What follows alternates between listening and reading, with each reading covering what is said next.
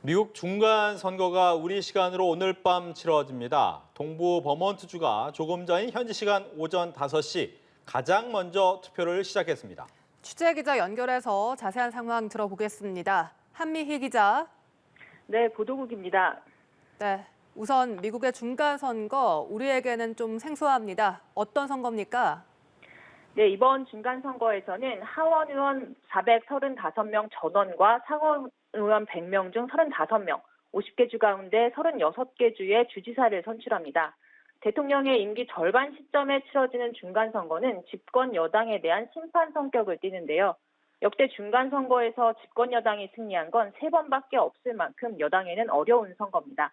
이번 선거에서 의회 권력이 어느 쪽으로 넘어가느냐에 따라 바이든 대통령이 국정 동력을 유지하느냐, 조기 레임덕에 빠지느냐로 갈릴 수 있습니다. 현재는 상원과 하원 모두 민주당이 다수를 차지하고 있는데 둘 중 한 곳이라도 공화당이 다수당이 된다면 바이든 대통령의 정책에 제동이 걸리면서 격렬한 대결 국면으로 접어들 수 있습니다. 특히 양원이 모두 공화당으로 넘어간다면 아직 임기가 2년이나 남은 바이든 대통령이 급속히 레임덕에 빠질 가능성이 커질 수 있습니다. 네, 말씀하신 대로 이 바이든 대통령이 조기 레임덕을 우려할 만큼 공화당이 상승세를 타고 있다라고 하는데 우선 전원을 새로 뽑는 하원의 상황은 어떻습니까? 네, 현재 여론조사 지표로는 공화당이 하원을 장악한다는 게 대체적인 전망입니다. 선거 여론조사 결과를 취합해 분석하는 미국 업체 538은 공화당이 하원을 탈환할 가능성을 83%로 예측했습니다.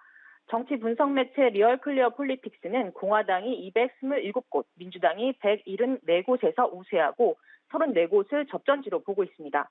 하원은 218석을 확보하면 다수당이 되는데 이 분석대로라면 경합지 34곳을 모두 민주당이 가져가도 공화당이 다수당이 된다는 뜻입니다. 선거 예측 사이트 272인 역시 민주당이 200석, 공화당이 222석 우세 속에 13곳을 경합지로 예상했습니다. 상원 분위기는 좀 다릅니까? 네, 상원은 초박빙 접전 속에서 공화당이 다수당이 될 수 있다는 분석이 나오고 있습니다. 여론조사 결과 분석업체 538은 공화당이 다수당이 될 가능성을 55%로 전망했습니다. 줄곧 앞서 나가던 민주당이 이달 1일을 기점으로 공화당에 역전된 것으로 업체는 보고 있습니다. 선거 예측 사이트 272위는 민주당과 공화당이 각각 49석씩 우위를 보이고 있고 네바다와 조지아주가 경합을 벌이는 것으로 분류했습니다. 정치 분석 매체 리얼 클리어 폴리틱스는 민주당이 44석, 공화당이 48석을 확보한 가운데 8석을 경합지로 보고 있습니다. 그러면 민주당이 이렇게 고전하고 있는 이유는 뭔가요? 네, 사실 올해 상반기까지만 해도 민주당이 상하원 모두 패할 것이라는 전망이 많았습니다.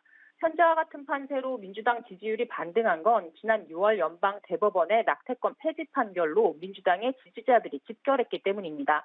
바이든 대통령은 이런 민심 변화를 확인하면서 이번 선거 구도를 민주주의 대 반민주주의로 규정하기도 했습니다. 하지만 유권자들의 생각은 달랐습니다. 낙태권이나 민주주의보다는 40년 만의 최악 수준이라는 인플레이션을 비롯해 일자리 등 경제 문제가 더 시급하다고 느끼고 있는 겁니다. 치열한 선거전이 이어지는 동안 도널드 트럼프 전 대통령이 계속 거론되고 있습니다. 이번 선거를 두고 바이든 대 트럼프 구도라는 말이 나오는 이유는 뭡니까? 네, 2020년 대선에서 바이든 대통령에게 패배한 트럼프 전 대통령은 이후 꾸준히 대선 출마를 시사해 왔습니다. 이번 선거 지원 유세에서도 연일 자신의 대선 출마를 예고하는 발언을 이어가고 있는데요.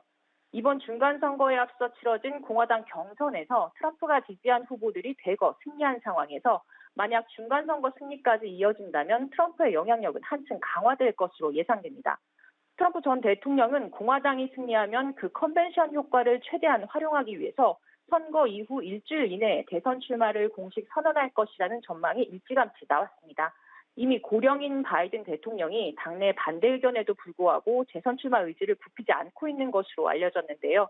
바이든 대통령은 트럼프 전 대통령을 미국과 민주주의에 대한 위협으로 보고 있습니다.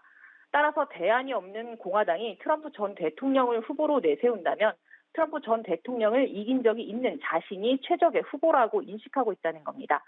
하지만 이번 선거에서 상하원 모두 패배한다면 바이든 대통령에 대한 불출마 압박은 더 커질 전망입니다. 이런 가운데 트럼프 전 대통령은 중간선거 하루 전인 오늘 오후 오하이오 유세에서 오는 15일 중대 발표를 하겠다며 공식 대선 출마 선언을 예고했습니다.